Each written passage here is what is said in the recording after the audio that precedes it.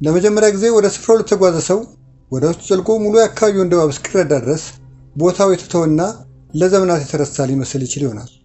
ይህ ስፍራ ከ1000 ዓመታት በፊት ታላላቅ ከሚባሉት የዓለማችን ቦታዎች ተጠቃሹ የነገስታት፣ የሃይማኖት አባቶች፣ የመነኮሳት፣ የጠቢባንና የሃይማኖት ተጓዦች መዳረሻ እንደነበር ለተረዳ ቦታው ዛሬም ቢሆን ከጸጥታ ይልቅ ብዙ የሚናገረው ነገር እንዳለ ለመረዳት አዳጋች አይደለም።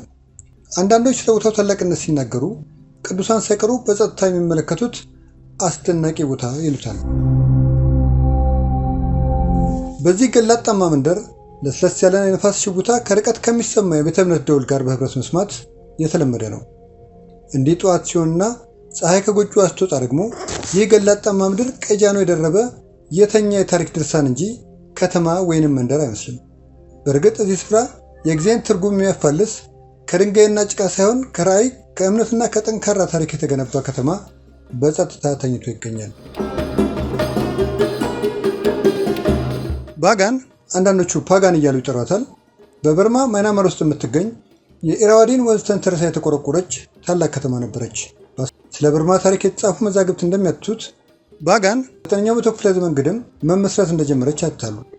የቆረቆራት ንጉስም በታሪክ ስማቸው ገኖ ከሚጠቀሱ የማይናማር ነገስታት አንዱ የሆነው ፒምቢያ የተሰኘው ንጉስ ነው። ይሁን እንጂ ከተማዋ ከተመሰረተች በኋላ እዚህ ታላቅ ስምና ዝና ላይ እንድትደርስ ያደረጃት ሃይማኖታዊና ታሪካዊ ክንውኖችን መስመር እንዲይዙ ያደረገው በ11ኛው ክፍለ ዘመን ግድም የኖረው አናውራታ የተሰኘው ታላቅ ንጉስ እንደሆነ ታሪካቸው ያስረዳል። በታሪክ የባጋን ኪንግደም እየተባለ የሚጠራው የባጋን ከተማ ወርቃማ ዘመንም ይኸው ከ1044 እስከ 1287 የነበረ ዘመን ነው።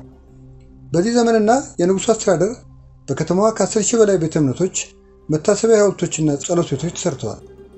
ይህም ብቻ አይደለም፣ ሃይማኖታዊና ሳይንሳዊ ትምህርቶች የሚሰጥባቸው ታላላቅ ትምህርት ቤቶች የተገነቡ ሲሆን በእነዚህም ውስጥ የፖሊስ ስነ ጽሑፍ፣ የቡዲስት ፍልስፍና፣ ሰዋሰው፣ ስነ ከዋክብት፣ አልኬሚ፣ ሜዲሲንና ሌሎች ጥንታዊ ትምህርቶችም ይሰጡ ነበረ።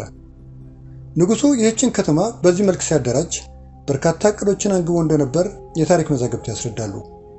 ከላይ እንደሚታየው የባጋን መገለጫው የሃይማኖታዊ ክንውኖች ይምሰሉ እንጂ በአካባቢው ባሉ ግዛቶች ሁሉ የሃይማኖታዊ መመሪያዎች መፍለቂያና የድጋፍ ማዕከል በማድረግ የከተማዋን ስም ገናና ማድረግ አንዱ ዕቅድ ነበረ። ከዚህም በላቀ በአካባቢው ታላቅ የባህልና የእውቀት ማዕከል መገንባት ዓላማው ያደረገው ንጉስ ሌላው ቀርቶ ከህንድና ስሪላንካ ሳይቀር ምሁራን የሚጎርፉበት ቦታ ማድረግ ችሎ ነበር። የባጋን ውስጣዊ ክፍል አስደማሚነት የሚጀምረውም አስፈሪ በሆኑ በሺህ የሚቆጠር አይን ባላቸው ሐውልቶችና የመግቢያ በሮች ነው።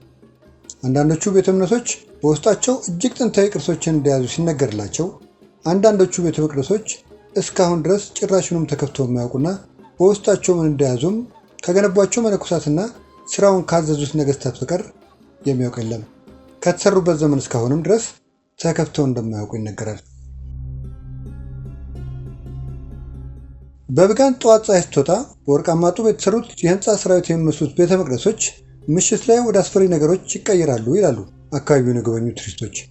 አብዛኞቹ እንደሚናገሩት ሲመሻሽ ቄስና መነኩሴ በሌለበት ቅዳሴና ዝማሬ እንደሚሰሙ ሲናገሩ፣ አንዳንዶቹ ደግሞ ከኋላቸው የሚከተላቸው ኮቴ እንዳለ የሚሰማቸውና ዞረው ሲመለከቱ ግን እንደሚሰወሩባቸው ይናገራሉ።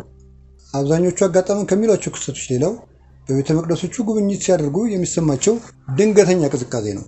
ይህ ከየት መጣ ሳይባል ድንገት የሚከሰት ቅዝቃዜ በሽቡታ ሲያልፈን ተሰምቶናል የሚሉ ቱሪስቶች ቁጥር በርካታ ሲሆን፣ ይህ አጋጣሚ ደግሞ አየሩ ሞቃት በሆነባቸው ወቅቶችም ጭምር እንደሚከሰት ይናገራሉ። ለዘመናት ባጋን የሃይማኖት፣ የአስትሮኖሚና የጥንታዊ እውቀቶች መገኛ ማዕከል ሆና ብትቆይም ታላላቅ መንግስቶቿም ወደቃቸው፣ ታላላቅ ሐውልቶቿም መድቀቃቸው አልቀረም። ጊዜ ታላቋን ከተማ ባጋንን እና በውስጡ የታመቀውን እውቀት ሁሉ ውጡ አስቀረው። ይሁን እንጂ ታላላቅ ጠቢባኖቿና የእውቀት ማዕከልነቷ ቢቀርም እንኳን ታላላቅ ሐውልቶቿና በ10 ሺዎች የሚቆጠሩት ቤተ መቅደሶቿ ዛሬም ድረስ ስለዛ ታላቅ ዘመንና ዝና እየመሰከሩ ቆመዋሉ።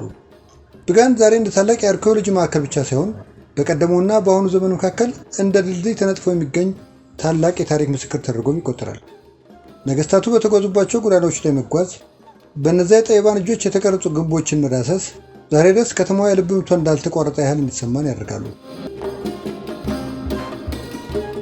ከነዛ ከተቆለፉ ቤተ መቅደሶች ጀርባ ምን አይነት ምስጢር እንዳለ ማን ያውቃል?